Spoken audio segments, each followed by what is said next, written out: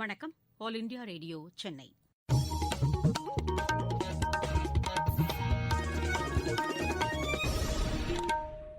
மாநிலச் செய்திகள் வாசிப்பவர் சித்ரா பாலசுப்ரமணியன்.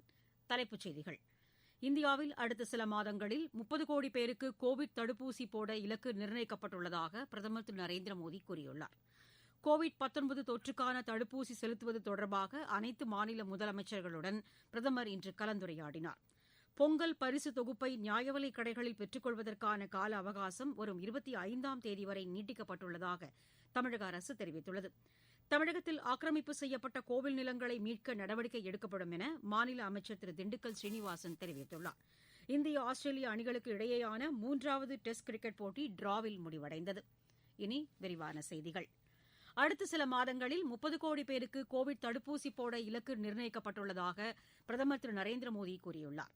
கோவிட் தொற்றுக்கான தடுப்பூசி செலுத்துவது தொடர்பாக அனைத்து மாநில முதலமைச்சர்களுடன் காணொலி காட்சி வாயிலாக கலந்துரையாடிய பிரதமர், வரும் 16ஆம் தேதி முதல் உலகின் மிகப்பெரிய தடுப்பூசி வழங்கும் திட்டம் இந்தியாவில் செயல்படுத்தப்பட உள்ளதாக தெரிவித்தார். அவசரகால பயன்பாட்டிற்கு இந்திய தயாரிப்பான கோவிஷீல்டு, கோவாக்சின் ஆகிய 2 தடுப்பூசிகளுக்கு அனுமதி வழங்கப்பட்டுள்ளது என்று கூறிய அவர், இவை இரண்டும் விலை குறைவானவை என்று குறிப்பிட்டார். இந்த 2 தடுப்பூசிகளைத் தவிர மேலும் 4 தடுப்பூசிகள் விரைவில் பயன்பாட்டிற்கு வரும் என்றும் பிரதமர் கூறினார். முதல் கட்டமாக சுகாதார மற்றும் முன்கள பணியாளர்களுக்கு 3 கோடி பேருக்கு தடுப்பூசி போடப்பட உள்ளதாகவும் அதன் செலவை மத்திய அரசு ஏற்றுக்கொள்ளும் என்றும் பிரதமர் கூறினார். 2வது கட்டமாக 50 வயதுக்கு மேற்பட்டவர்கள் மற்றும் இதர நோய்களால் பாதிக்கப்பட்டவர்களுக்கு தடுப்பூசி போடப்படும் என்றும் பிரதமர் தெரிவித்தார்.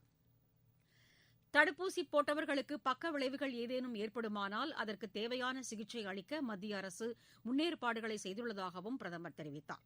மத்திய மாநில அரசுகள் ஒருங்கிணைந்து செயல்பட்டதால் கோவிட் பரவுவதை வெகுவாக கட்டுப்படுத்த முடிந்துள்ளதாகவும் அவர் கூறினார். தடுப்பூசி தொடர்பாக வதந்திகள் பரவாமல் தடுக்க மாநில அரசுகள் நடவடிக்கை எடுக்க வேண்டும் என்றும் அவர் கேட்டுக் கொண்டார். பறவை காய்ச்சல் பரவுவதை தடுக்க கோழிப்பண்ணைகள் கண்காணிக்கப்பட வேண்டும் என்றும் பிரதமர் அறிவுறுத்தினார். பொங்கல் பரிசு தொகுப்பை நியாயவிலைக் கடைகளில் பெற்றுக் கொள்வதற்கான கால அவகாசம் வரும் 25ஆம் தேதி வரை நீட்டிக்கப்பட்டுள்ளதாக தமிழக அரசு தெரிவித்துள்ளது.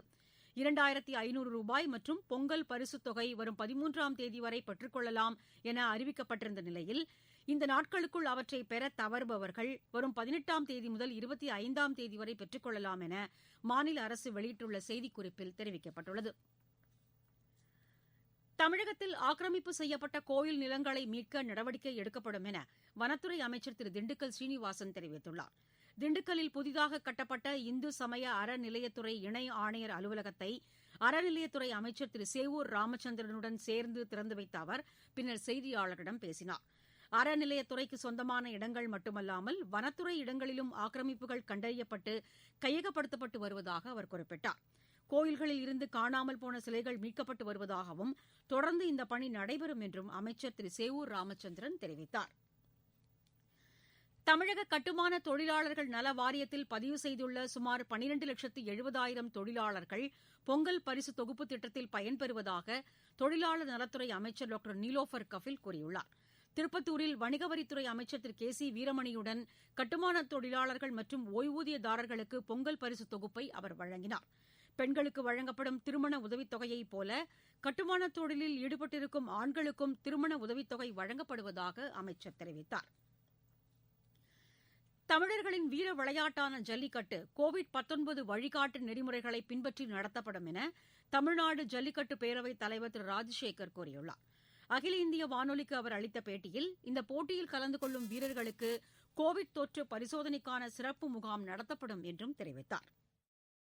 ஆயிரக்கணக்கான வீரர்கள் பங்கு கொள்ள வேண்டிய இடத்துல ஒரு ஜல்லிக்கட்டுக்கு 300 வீரர், அந்த 300 வீரர் கொரோனா டெஸ்ட் எடுக்கப்பட்டிருக்கணும். தகுதியுள்ள வீரர்களை மட்டும் குழுவா பிரித்து நேரத்தை ஒதுக்கி அவளை மாடு பிடிக்க வைக்க போறாங்க. அதே போல மாட்டின் உரிமையாளர் அவருடைய உதவியாளரும் அந்த மாட்டை பிடித்த வண்ணம் புகைப்படம் எடுத்து அந்த மாட்டு ஃபிட்னஸ் சர்டிபிகேட் வாங்கி சமூக இடைவெளியோட சார்ந்து கொரோனா சான்றிதழோட 2 பேர் மட்டும் அந்த காலை அழைச்சிட்டு போய் அவுத்து விடணும். மதுரை, அலங்காநல்லூர், பாலமேடு, அவனியாபுரம் 3 ஊர்லையும் வீரர்கள் தேர்வு செய்து முடிச்சாச்சு. ஒரு 700 பேர் 800 பேர் உட்கார வேண்டிய கேலரியில ஒரு 300 பேர் 350 பேருக்குள்ள உட்கார வைக்கிற மாதிரி அரசாங்கம் பிளான் பண்ணியிருக்காங்க. நீங்கள் கேட்டுக்கொண்டிருப்பது ஆல் இண்டியா ரேடியோவின் மாநில செய்தி அறிக்கை.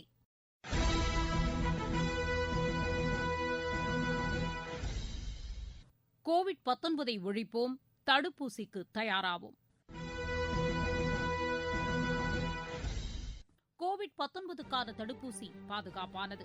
இதனை பெறுவதற்கு கோவின் இணையதளத்தில் புகைப்படத்துடன் கூடிய அடையாள ஆவணத்துடன் பதிவு செய்ய வேண்டும். உங்கள் கைபேசி செயலிக்கு வரும் தேதியில் சம்பந்தப்பட்ட மையத்திற்கு சென்று தடுப்பூசி போட்டுக் கொள்ள வேண்டும். தடுப்பூசி போட்டவுடன் அரை மணி நேரம் கண்காணிப்பு மையத்தில் அமர்ந்திருக்க வேண்டும். 2ஆம் சுற்று தடுப்பூசியையும் அதற்கான தேதியில் தவறாமல் போட்டுக் கொள்ள வேண்டும். நம் நலன் காத்து நாட்டு நலனை உறுதி செய்வோம். பொங்கல் பண்டிகையொட்டி சென்னையில் சிறப்பு பேருந்து நிலையங்களுக்கு செல்ல ஏதுவாக 24 மணி நேரமும் கூடுதலாக 310 சிறப்பு இணைப்பு பேருந்துகள் இயக்கப்படும் என மாநகர போக்குவரத்துக் கழகம் அறிவித்துள்ளது. பொங்கல் திருநாளை கொண்டாட பொதுமக்கள் சொந்த ஊர்களுக்கு செல்லும் வகையில் சென்னையிலிருந்து சிறப்பு பேருந்துகள் இன்று முதல் 3 நாட்களுக்கு இயக்கப்படுகின்றன. இதற்காக மாதவரம், தாம்பரம், பூவிருந்தவல்லி, கோயம்பேடு, கே நகர் ஆகிய இடங்களில் சிறப்பு பேருந்து நிலையங்கள் இயங்கும் என ஏற்கனவே அறிவிக்கப்பட்டிருந்தது.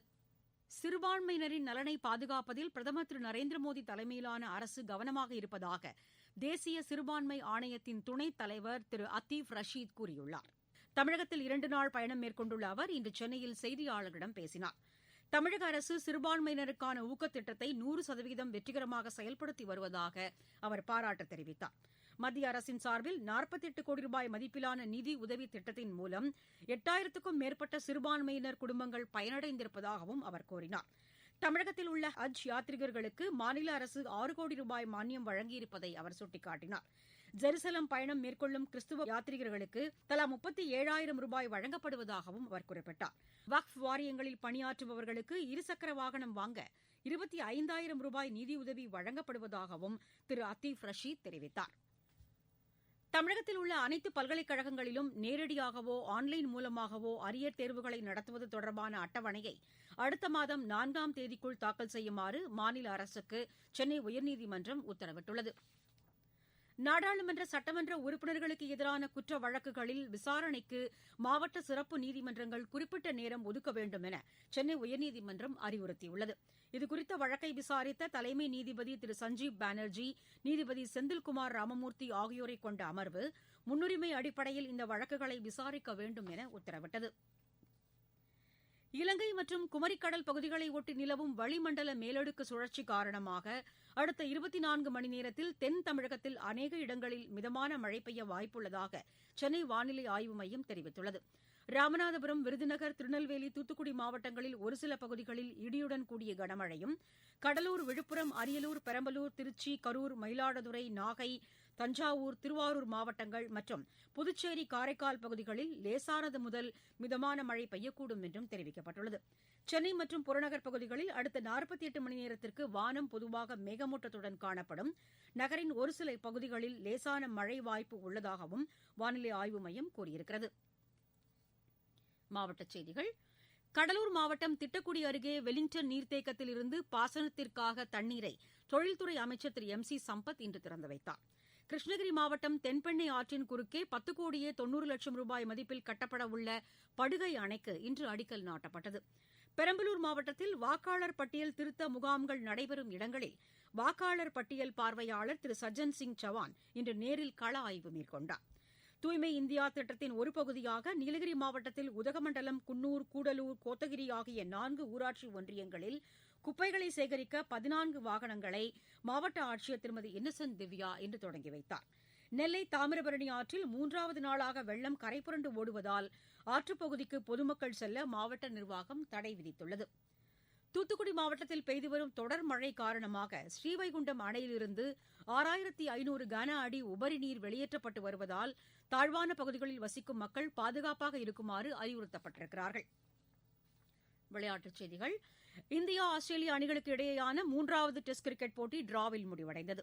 சிட்னியில் நடைபெற்ற இப்போட்டியின் கடைசி நாளான இன்று 407 ரன் எடுத்தால் வெற்றி என்ற இலக்குடன் 2வது இன்னிங்ஸை தொடர்ந்து ஆடிய இந்தியா ஆட்டநேர இறுதியில் 5 விக்கெட் இழப்பிற்கு 334 ரன் எடுத்தது. அதிகபட்சமாக ரிஷப் பந்த் 97 ரன்களும் புஜாரா 77 ரன்களும் எடுத்தனர். ஆஸ்திரேலியா முதல் இன்னிங்ஸில் 338 ரன்னுக்கும் இந்தியா முதல் இன்னிங்ஸில் 244 ரன்னுக்கும் ஆட்டமிழந்தன. ஆஸ்திரேலியா இரண்டாவது இன்னிங்ஸில் 6 விக்கெட் இழப்பிற்கு 312 ரன் எடுத்திருந்த நிலையில் ஆட்டத்தை முடித்துக் கொள்வதாக அறிவித்தது. 4 போட்டிகளைக் கொண்ட இந்த தொடரில் இரு அணிகளும் தலா ஒரு போட்டியில் வெற்றி பெற்று சமநிலையில் உள்ளன. 4வது மற்றும் இறுதி டெஸ்ட் கிரிக்கெட் போட்டி வரும் 15ஆம் தேதி பிரிஸ்பனில் தொடங்குகிறது. கோவாவில் நடைபெற்று வரும் ஐஎஸ்எல் கால்பந்து போட்டியில் மோகன் பெகான் அணி இன்று மும்பை அணியை எதிர்கொள்கிறது. மீண்டும் தலைப்புச் செய்திகள். இந்தியாவில் அடுத்த சில மாதங்களில் 30 கோடி பேருக்கு கோவிட் தடுப்பூசி போட இலக்கு நிர்ணயிக்கப்பட்டுள்ளதாக பிரதமர் திரு நரேந்திர மோடி கூறியுள்ளார். கோவிட்-19 தொற்றுக்கான தடுப்பூசி செலுத்துவது தொடர்பாக அனைத்து மாநில முதலமைச்சர்களுடன் பிரதமர் இன்று கலந்துரையாடினார். பொங்கல் பரிசுத் தொகுப்பை நியாய விலைக் கடைகளில் பெற்றுக் கொள்வதற்கான கால அவகாசம் வரும் 25ஆம் தேதி வரை நீட்டிக்கப்பட்டுள்ளதாக தமிழக அரசு தெரிவித்துள்ளது. தமிழகத்தில் ஆக்கிரமிப்பு செய்யப்பட்ட கோவில் நிலங்களை மீட்க நடவடிக்கை எடுக்கப்படும் என மாநில அமைச்சர் திரு திண்டுக்கல் சீனிவாசன் கூறியிருக்கிறார். இந்திய ஆஸ்திரேலிய அணிகளுக்கு இடையேயான 3வது டெஸ்ட் கிரிக்கெட் போட்டி டிராவில் முடிவடைந்தது.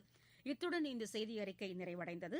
எமது செய்திகளை உடனுக்குடன் AIR News_ சென்னை என்ற ட்விட்டர் பக்கத்திலும், செய்தி தொகுப்புகளை all India radio news Chennai என்ற யூடியூப் சேனலிலும் அறிந்து கொள்ளலாம்.